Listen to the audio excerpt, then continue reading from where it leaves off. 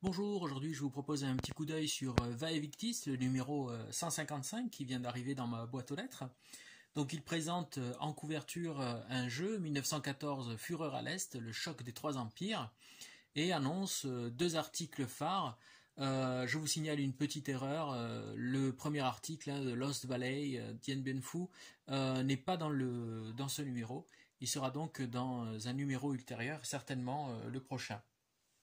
On va s'intéresser tout de suite au sommaire de ce numéro. Donc le voilà, donc plusieurs choses qui semblent assez intéressantes. Je me suis arrêté sur quelques articles dont je vais vous parler tout de suite. Alors le premier, il se trouve en page 5, c'est celui sur Undaunted North Africa. Donc c'est un jeu qui est édité par Osprey Games.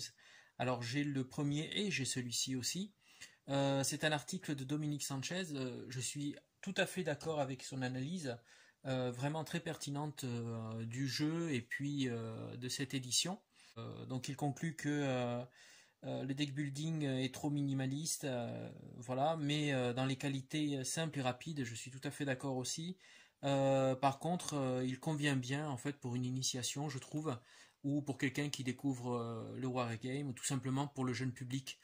Donc voilà, donc un bon article que j'ai bien apprécié dans son analyse. Ensuite, on va directement à la page 12-13. Alors là, c'est une surprise parce que je ne connaissais pas du tout ce jeu, ni l'ancien ni la nouvelle édition. Donc ici, il est présenté par Pascal Toupy. Donc c'est The Confederate Rebellion, battez les confédérés en solo.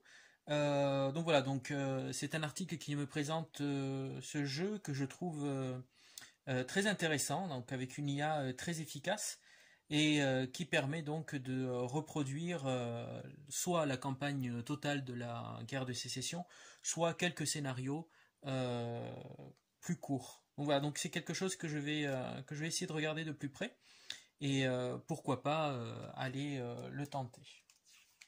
Ensuite, page suivante. Là, c'est un article qui est bienvenu. Alors, c'est un article sur la longueur et particulièrement bien documenté et argumenté. C'est celui de Jérôme Ligo sur Lucky Forward.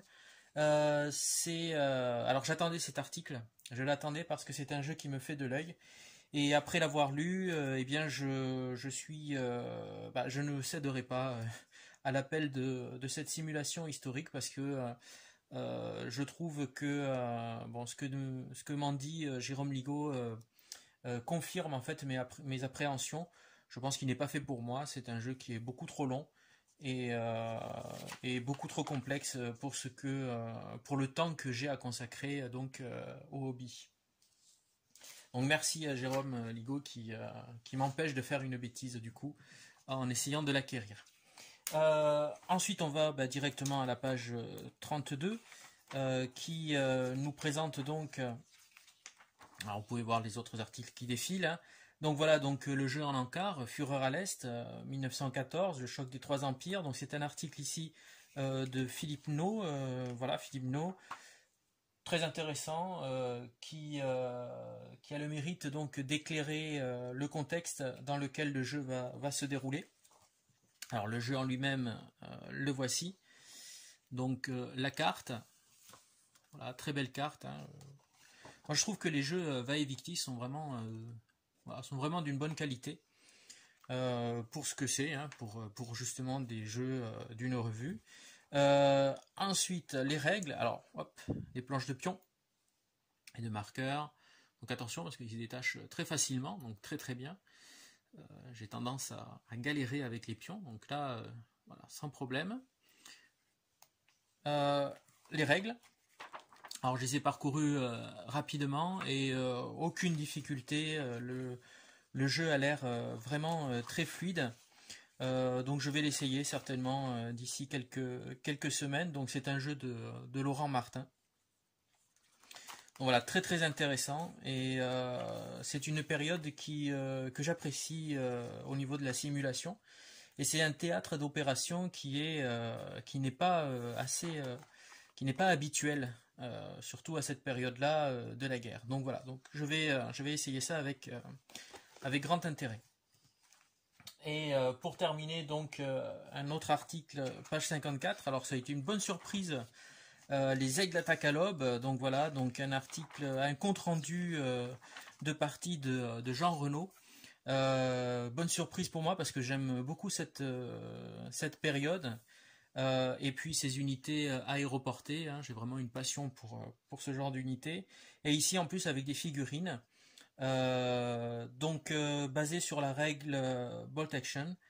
Donc voilà, donc il y a la liste d'armées, ce qui est intéressant pour moi, pour reproduire ce genre de scénario. Bravo aux maquettistes, bravo aussi au compte rendu, on s'y croirait, hein, vraiment très fluide et prenant.